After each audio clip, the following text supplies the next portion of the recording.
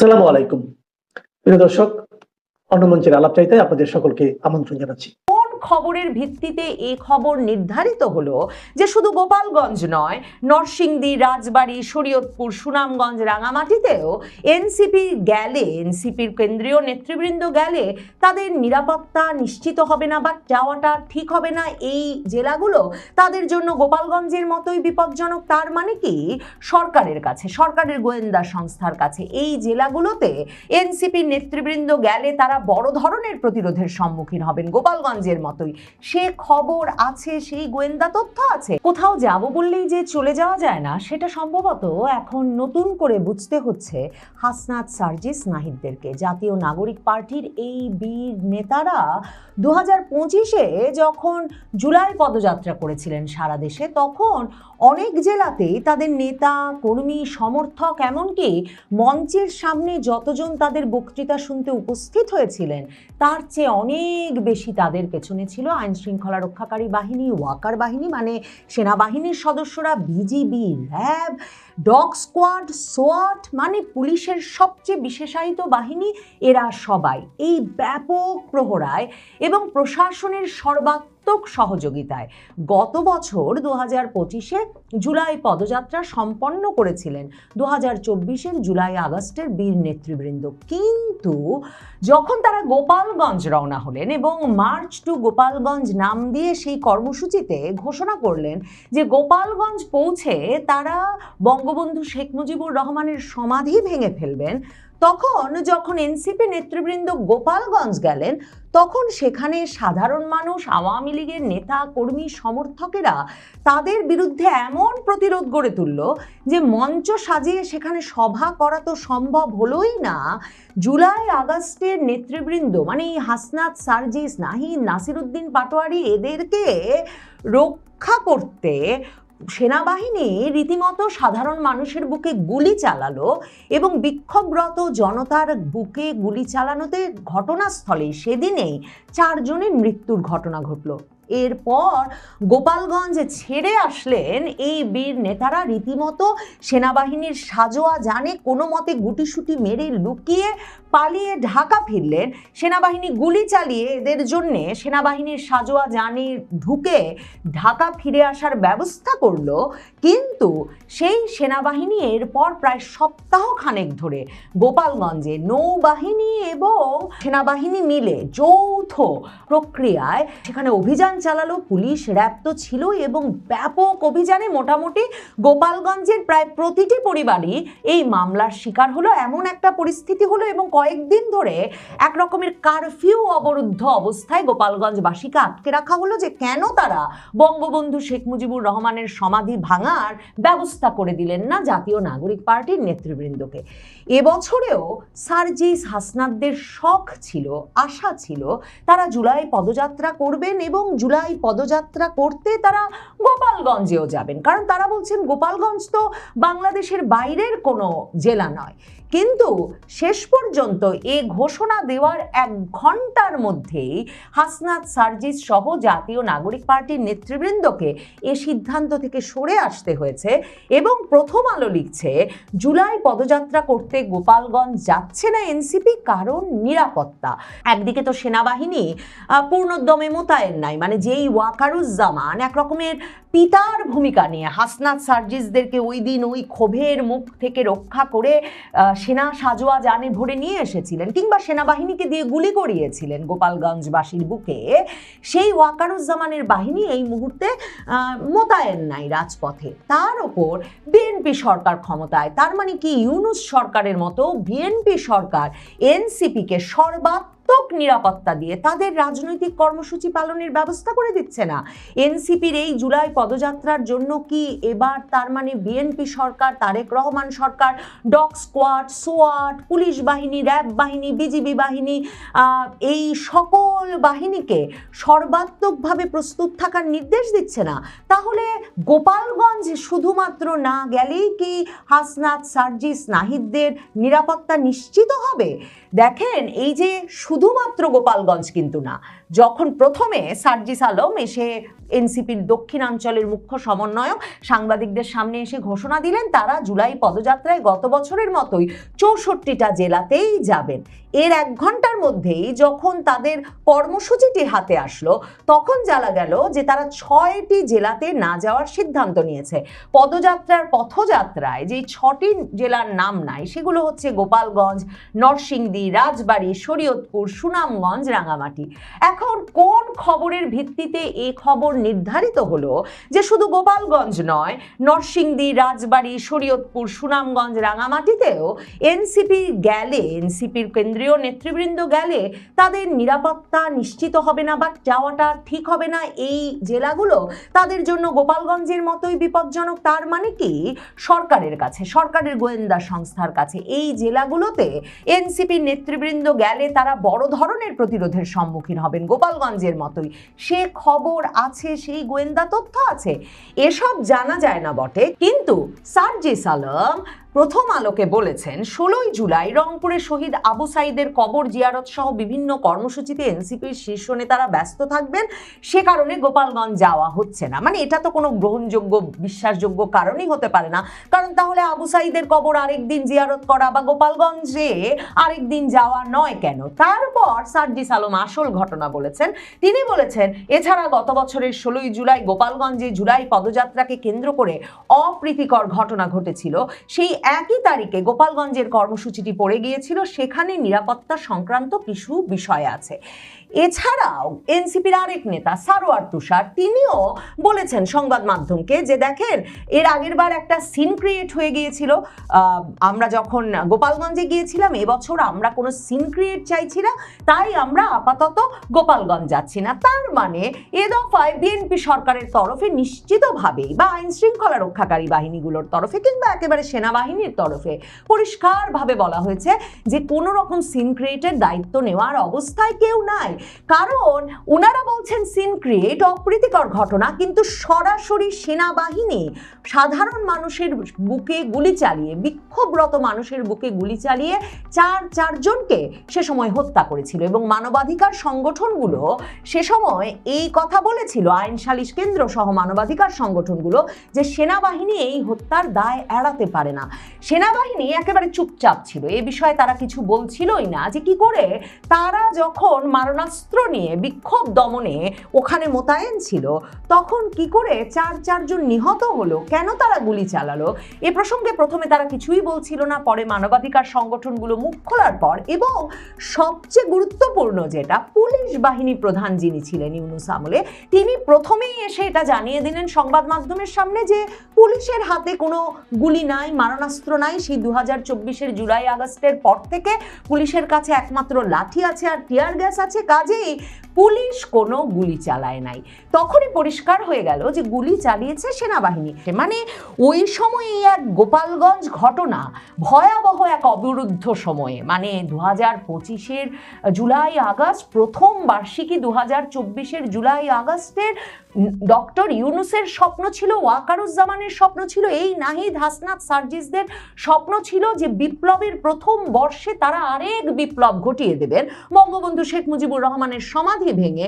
আর সেখানে কিনা সাধারণ মানুষের প্রতিরোধের মুখে, আওয়ামী লীগ নেতা কর্মী সমর্থকদের প্রতিরোধের মুখে একটা জেলা থেকে তাদেরকে সাজোয়া যানের ভেতরে গুটিসুটি মেরে লুকিয়ে ঢাকা ফিরতে হলো, সেজন্য সেনাবাহিনীকে 4 জনকে খুন করতে হলো, এরপর 1 সপ্তাহ ধরে সেনাবাহিনী নৌবাহিনীর অভিযান চালাতে হলো। আর তারপরে এখন আরো 1 বছর পরেও জাতীয় নাগরিক পার্টির নেতৃবৃন্দ টের পাচ্ছেন দেশে এখনো তারা আধিপত্যটা বিস্তার করে উঠতে পারেন নাই, এখনো গোপালগঞ্জে যাওয়া তাদের জন্য নিরাপদ নয়।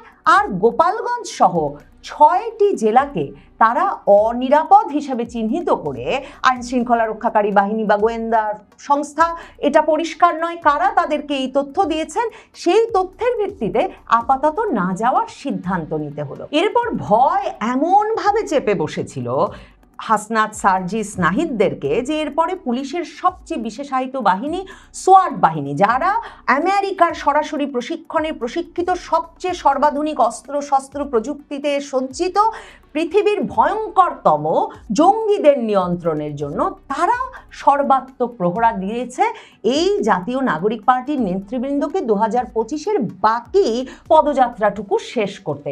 কিন্তু চট্টগ্রামে ডগ সোয়াট দিয়ে যদিও বা তারা তখন কোনো রকম আরামেই তাদের জুলাই পদযাত্রার সমাবেশটা সারতে পেরেছিল, কিন্তু কক্সবাজার গিয়ে এই বর্তমান স্বরাষ্ট্রমন্ত্রী সালাউদ্দিন আহমেদের বিরুদ্ধে নাসির উদ্দিন পাটোয়ারি এনসিপি নেতা তিনি এক বেফাঁস মন্তব্য করে ফেলার পর কিন্তু কক্সবাজার চকরিয়ায় এমন প্রতিরোধ সাধারণ মানুষ আর বিএনপির নেতাকর্মী সমর্থকেরা জাতীয় নাগরিক পার্টির বিরুদ্ধে গড়ে তুলেছিল যে এই ডগ স্কোয়াড সেনাবাহিনী কিচ্ছু দিয়ে সেবার তখন জাতীয় নাগরিক পার্টি তাদের সভাগুলো শান্তিতে কক্সবাজার চকরিয়া এসব জায়গায় করে আসতে পারে নাই। নাসির উদ্দিন পাটোয়ারি তখন সভায় দাঁড়িয়ে কক্সবাজারে এই সালাউদ্দিন আহমেদ সম্পর্কে মন্তব্য করে বসেছিলেন যে শিলং থেকে একজন গডফাদার এসেছেন, যিনি এসে এখন এই পুরো কক্সবাজার এলাকার জমি দখল করে নিচ্ছেন, চাঁদাবাজি করছেন, যেন শামীম ওসমান চলে গিয়েছেন আর শিলং থেকে সালাউদ্দিন চলে এসেছেন।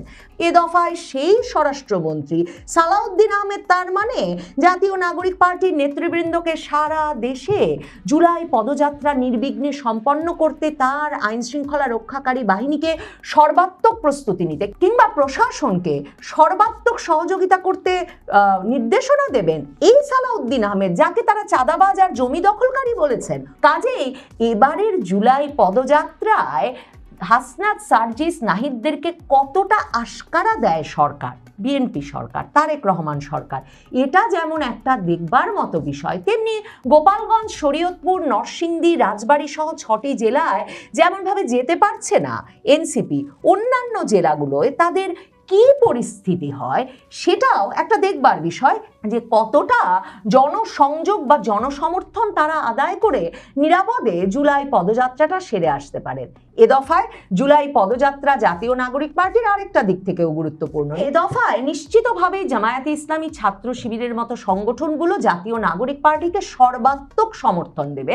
শুধু যে 11 দলীয় নির্বাচনী জোটে জামায়াতে ইসলামীর শরিক জাতীয় নাগরিক পার্টি তাই নয়, গত বছর 2025-এর জুলাইয়ে বিকল্প রব তুলে জুলাই পদযাত্রা করা জাতীয় নাগরিক পার্টিতে এখন এসে যুক্ত হয়েছেন ছাত্র শিবিরের রাফে সালমান রিফাত, আলী আহসান জুনায়েদের মতো শীর্ষস্থানীয় নেতাদের একটা দল। কাজেই জামায়াত শিবির জানে যে জাতীয় নাগরিক পার্টি এই হাসনাত সার্জিস নাহিদেরা তাদেরই একটা শাখা বটে। কাজেই এ দফায় হয়তো তাদের পুরোপুরি সমর্থন এবং সুরক্ষাতেই জাতীয় নাগরিক পার্টির জুলাই পদযাত্রাটা ভালো মতোই সেরে আসে। আজকে থেকে ন্যাশনাল কমেডি পার্টি, ন্যাশনাল মানে এনসিপি, আপনারা যেটাকে জানেন যে এনসিপির জুলাই পদযাত্রা বা এরকম কিছু একটা শুরু হচ্ছে। আমি এনসিপিকে ধন্যবাদ জানাই এবং তারা এটা নিয়ে আমরা জানলাম তারা প্রেস কনফারেন্স করেছেন, 64টা জেলায় যাবেন এবং তারা আবার গিয়ে জনগণের সাথে কানেক্ট করবেন। 64টা না, শুরুতে ওনারা 64টা বলেছিলেন। কি বলেছিলেন আমরা একটু সার্জিস আলমের কাছ থেকে শুনে আসি। আমাদের জুলাই পদযাত্রা আমরা 64 জেলাতেই যাচ্ছি এবং 64 জেলার আমরা 100টি উপজেলা এবং পৌরসভায় যাচ্ছে ওইগুলো যেগুলো আমরা প্রথমভাবে ঘোষণা দিয়েছি। এর মধ্যে গোপালগঞ্জের আমাদের একটি পৌরসভা রয়েছে। দেখুন, আমরা গোপালগঞ্জ আমাদের বাংলাদেশের একটি অন্যতম একটি জেলা এবং আমরা মনে করি যে সেখানে যারা রয়েছেন আমাদের সেই ভাই বোনেরাও আমাদের এই বাংলাদেশটাকে আমাদের কাঙ্ক্ষিত জায়গায় দেখতে চায়। সেখানকারও এমন অনেক ভাই বোন রয়েছেন যারা আমাদের এই জুলাই সক্রিয়ভাবে অংশগ্রহণ করেছেন। তো আমরা এইভাবে একটা জেলাকে আলাদাভাবে একটা কর্নার করা, আমরা এই প্রক্রিয়াটাতে যেতে চাই না যেটা এর আগে ছিল। হ্যাঁ, মনে হলো 64টার কথাই বলেছেন, কিন্তু আমরা একটু পরে পত্রিকায় দেখলাম যে তারা প্রেস কনফারেন্স করে 2 ঘন্টা পরে তারা সিদ্ধান্ত নিয়েছেন তারা 6টি জেলায় যাবেন না, স্পেশালি গোপালগঞ্জে যাবেন না। আমাদের আসলে স্মরণ শক্তি খুব ভালো না। অনেকেই চিন্তা করবেন যে হঠাৎ করে এই গানটা কেন তারা সেখানে যাবেন না। যারা এই কথাটা ভুলে গেছেন তাদের জন্য এখন আমরা একটু জানিয়ে রাখি, গত বছর একই সময়ে তারা জুলাই মাসে গোপালগঞ্জে গিয়েছিলেন। একটা জেনারেল ওয়াকারের জিঘাংসা মেটানোর একটা পরিকল্পনা থেকে এনসিপি সেখানে গিয়েছিল। কিভাবে জিঘাংসা মেটানোর পরিকল্পনা? কারণ খুবই স্পেসিফিক ভাবে গোপালগঞ্জকে, যেটা বঙ্গবন্ধুর গ্রামের বাড়ি, শেখ হাসিনার গ্রামের বাড়ি বা তাদের হোম ডিস্ট্রিক্ট, সেটার লোকজনকে উত্তপ্ত করার যত ধরনের চেষ্টা আছে সেগুলো আগে থেকে করা হয়েছে। সারা বাংলাদেশে সেটা ছিল জুলাই পদযাত্রা, কিন্তু গোপালগঞ্জের জন্য সেটার নাম করা হয়েছিল মার্চ টু গোপালগঞ্জ, মানে মার্চ টু বললেই মনে হয় যে একটা মার্চ করে যাব, আক্রমণ করবো, march to Ganabhaban, march to এগুলো আগে হয়েছে। সুতরাং তারা এক ধরনের ওয়ার ডিক্লেয়ার করে, যুদ্ধ ঘোষণা করে তারা সেখানে গিয়েছিলেন। এবং তাদের যারা সম্মতি উৎপাদন করেন, তাদের যেগুলা টেলিভিশনে বা অন্যান্য মিডিয়ায় টিভিতে কথা বলে থাকে, তারা বিভিন্ন সময় যে 32 গুড়িয়ে দিয়েছি, এখন টুঙ্গিপাড়া গুড়িয়ে দিব, এই আওয়াজটা কন্টিনিউ দিচ্ছিলেন। এবং মুজিববাদ খেয়ে ফেলবো, মুজিববাদ ধ্বংস করে ফেলবো, এগুলো এনসিপি নেতারা দীর্ঘদিন ধরে বলে তারপরে তারা গোপালগঞ্জ গিয়েছিলেন। এই যে তারা এত যুদ্ধাবস্থা নিয়ে গোপালগঞ্জে গেলেন, তাদের সাথে সেনাবাহিনী, পুলিশ ইত্যাদি ইত্যাদি সকল প্রশাসন মিলে গেলেন, তারপরে রেজাল্টটা কি হয়েছিল আসুন সেই রেজাল্টটা আমরা আবার একটা ভিডিও দেখে স্মরণ করি।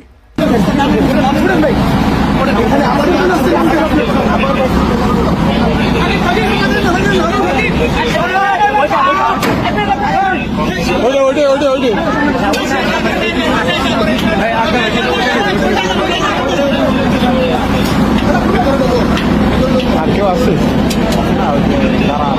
যারা আপাতত